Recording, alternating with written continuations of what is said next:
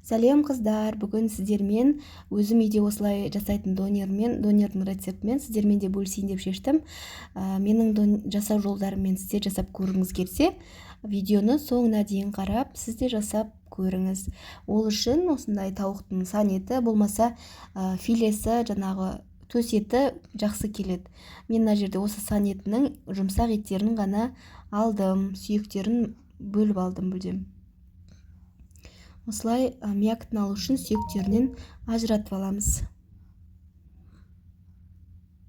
Менде төс еті болған жоқ, сол үшін осыдан жасадым. Міне осылай жұқайлап турап аламыз, өйткені тез пісу үшін.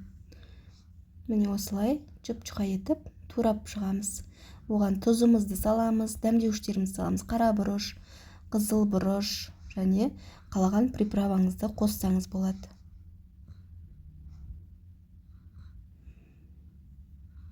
Бір 10-15 минутта пісетін болады, жұқалап турасаңыздар.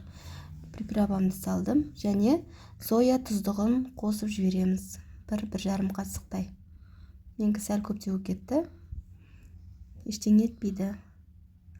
Осылай жақсылап араластырып, 10-15 минутқа тындырып қоямыз. Сіңіп тұру керек. Оға дейін біз тұздалған қиярымызды тураймыз, осылай соломка ұзыншалау етіп. Барлығын дайындап аласыз.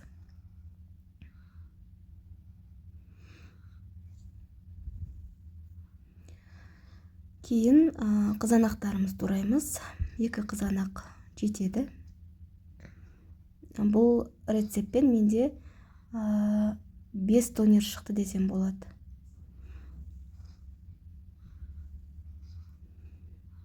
Осылай майдалап турасаңыздар әдемі болады. Іріге қарағанда майдалап турайсыздар. Оға кезде біз майымызды қыздырып, осылай етімізді салып аламыз. Басында қатты отқа қуырамыз, кейін астын басып баяу отқа қоямыз. Ешқандай су құймайды, тек баяу отта піседі. Мына пісіп шыққан түрі 20 минутта пісіп шығады. Осылай міне дайын картошканың нелерін алдым, және пекин капустасын, және салат, сәбіз салат. Соны алдым. Осылай етімізді одан да тағы да майдалап турайтын боламыз.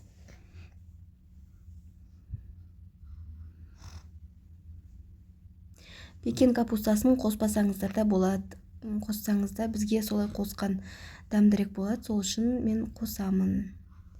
Фриді өздеріңізде үйде дайындасаңыздар болады. Мен осылай жасап алдым, сатып алдым.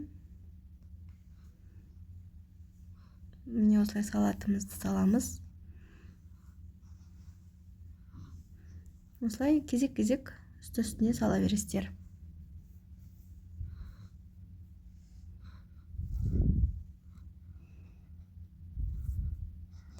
Осы рецептпен міндетті түрде жасап көріңіздер, өте дәмді шығады. Майонезін, менде айтпақшы майонезбен кетчупты араластырып жасап алдым. Содан кейін қасықпен жағып шықтым. Солай дұрыс болады. Бөлек-бөлек салғаннан көрі, екеуін біріктіріп алған жақсы. Не осылай пекин капустасын, картошка фриімізді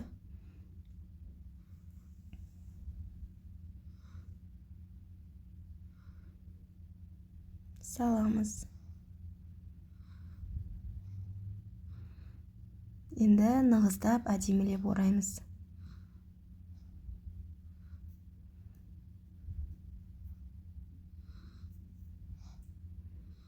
Бос болмау керек, бос болса шашылып қалады. Жақсылап осындай орап аламыз.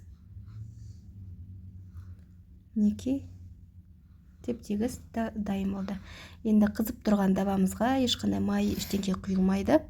Асты үстін 1-5 минутқа қойып ысытып аламыз. Міне тап-дайын болды. Қытырлақ донеріміз дайын. Міне кесіп көреміз. Ыстық болып тұр. Қытырлақ. Дауысы енді естілмей қалды. Қытырлап әдемі болып тұр. үйіңізде кішкентайларыңызға жасап берсеңіз, міне осындай әдемі болып шығады. Сіздер де үйде өстіп жасап көріңіздер, өте оп-оңай. Жарты сағаттың ішінде дайын болады. Менімен болғандарыңызға рахмет. Менің видеома лайк қойып, комментария қалдырып, подписаться кнопкасын басып қоюды ұмытпаңыздар. Алда талай видео рецепттер түсіретін боламын.